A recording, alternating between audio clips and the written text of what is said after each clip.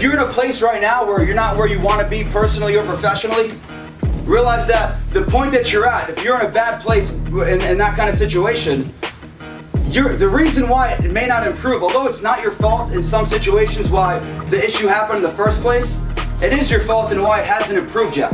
There's a big difference between pain and suffering. We all experience pain, but some of us choose to suffer after the event.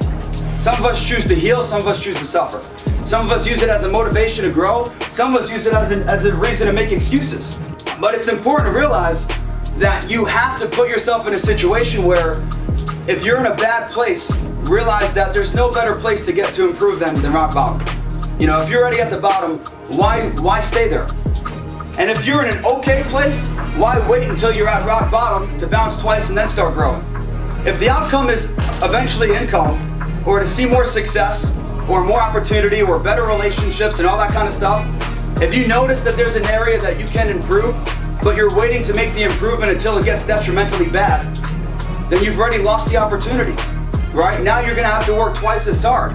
There's compounding interest, it works both ways, right? The compounding interest of doing the small things right and continuing to improve, or realizing you need to improve and not doing it, the train stops to zero, and now you gotta rebuild that momentum again.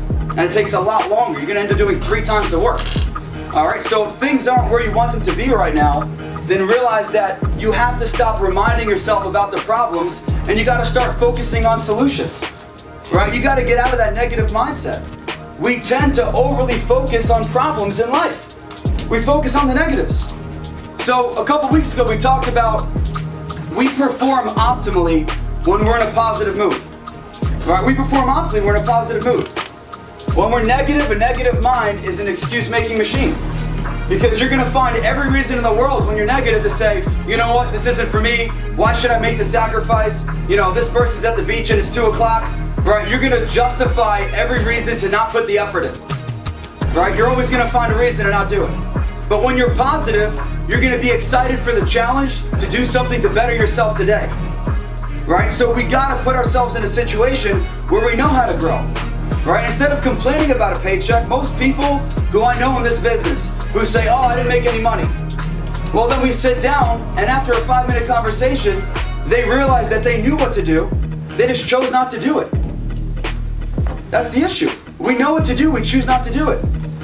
Right? We hold out on ourselves and we mess up our opportunity for growth because instead of committing to the fact that, hey, instead of being a victim, I'm the victor and I'm gonna make the adjustments, and because of the adjustments, I'm gonna see success. We say, you know what? I didn't get the result, or the system's broken.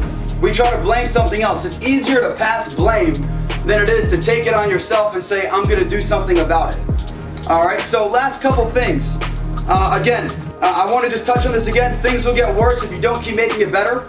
All right, we're gonna perform optimally when we stay positive. And then realize that you gotta continuously feed those positive thoughts. But the last couple things, we succeed in every situation, or we learn and grow, we never fail. So get the word failure out of your vocabulary, switch it with learn and grow.